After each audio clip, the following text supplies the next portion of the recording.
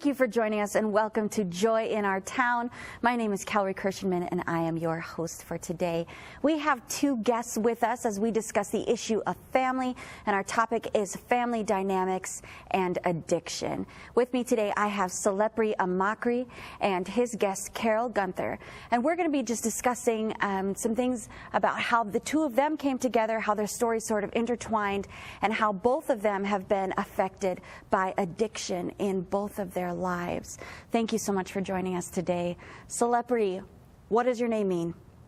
My name means a select gift from God. A select gift from God. I would absolutely say that that's been true, now hearing a little bit about your story. Can you tell me a little bit about your background? I'm the eldest of three kids. My father and mother were college professors. I grew up in a great Christian home and managed to fall into addiction around the age of 17, 18. And I was an addict for 12 years. So what I do today is, what fuels what I do today, I would say, is the fact that I've seen what addiction did to my family. And what healing came from that also did for my family through Christ. And that's why I do what I do today. Okay, and for those that are watching, can you explain a little bit about what you do, your ministries that you're involved in, and what they do in the community? I am the CEO and the founder of what's called the Xtreme Intervention Project. I also have a band that plays around the country called The Intervention. The Xtreme Intervention Project is a one-on-one Christian intervention process where I'm actually helping people to walk out of the darkness of addiction and walk into the light of the restoration that they can get through a relationship with God. I help people to get into programs like Teen Challenge that I'm a graduate of, and amazing places where they can go and get their lives back on track. But people use me when it's hard to get people through those doors. And that, I believe, is how the two of you met. So this is your guest, Carol Gunther. Carol, thank you for joining us today. Can you tell me a little bit about how you met Selepri? Selepri was introduced to us by a friend. We had gotten to the end of our rope with our daughter. She was battling an addiction, and we just had nowhere else to turn. She had been through a couple other programs that didn't work. And so Selepri helped her get into a Teen Challenge program. How long had she been battling this addiction? All of her addictions, I would say 10 years. But the last was heroin, and that was probably, I don't know, 2 years? You might know better than I do. It was about 2-3 years, yeah. Yeah, that it had just gotten control of her, and there was no way out for her. So when you reached out to Selepri, now you were here in the Milwaukee area, what was his first reaction, or Selepri, what's the first thing that you do when you receive a call from a family that is just at the end of their rope? I make sure that they actually need me. You sit down, you talk to people, you find out what's going on. And if it's just as simple as, hey, call a program and get that on track, then they can do that. But if it's a situation where they're not going to do that, they need somebody to walk them out. I find out who I'm dealing with. I find out what the story is behind the family. I find out things like the background of mom and dad, background of how it was raising your daughter, and let's see if we can actually open some doors to see if we can't get her the help that she needs. Carol, when Selepri came in, then when you made that call, where were you as a family? Where were you emotionally, spiritually?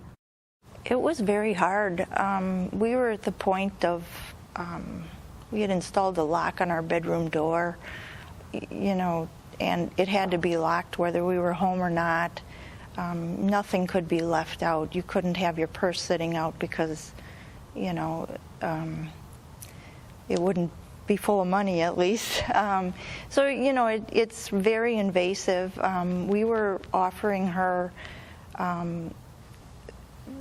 shelter and food, and what help we could give her at that point, but she would disappear for days at a time, and that's very nerve-wracking as a parent, not knowing where she is. And I was actually at a point of preparing for her death in my mind, because she was skin and bones, and Selepri came in, and it was funny to watch the influence he had on her, because she and I would be having an argument, and he would just calm her down and get her focus on getting better.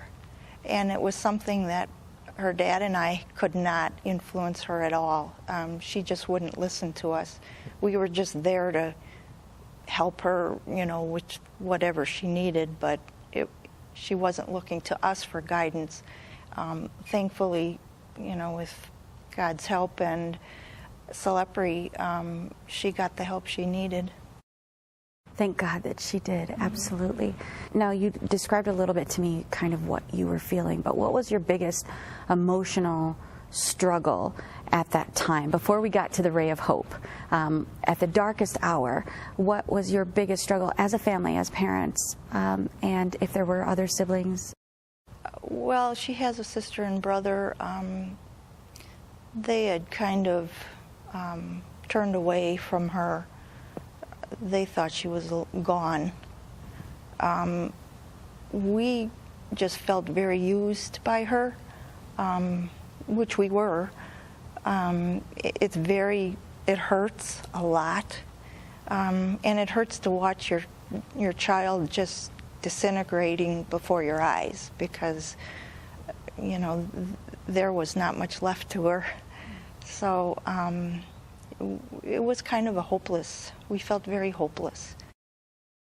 Now, Selepri, you actually have been on the receiving end of, as far as family that may have abandoned you during what you would have seen as your darkest hour. Can you tell me a little bit about how that also influenced your family when you were at, let's say, your breaking point? In my life, it had gotten to a place where my mother had taken my key, so I could not get in and out of our home without their permission. It was trust completely gone. I was a constant discouragement. My life was a constant discouragement. I felt like a failure, and it was turmoil in my home. If I can actually, I'll share. My mom and dad are very close, and have been for a long time. And my addiction actually separated my parents, where my mother literally took a night job and my dad would teach during the day, because she wanted to coddle me and help me in her way. And he wanted to put down and usually that's how it goes with families. The dad is always very much, let's get them the hard love and kick them out and all this other, and moms are usually like, no, let's love them. And I saw that with my parents. I didn't understand what was happening at the time, because it was happening behind closed doors, but it was very separating and grueling for my family. And we know that addiction, and in any form, is a ploy of the enemy to bring division into families. He hates unity. The devil hates unity, and so the agenda of darkness is always to bring division and to break apart what God intended to be together.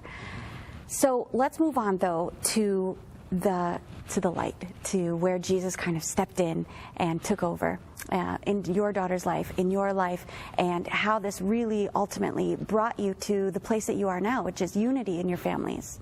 My daughter went to Teen Challenge for a year. They loved her to death.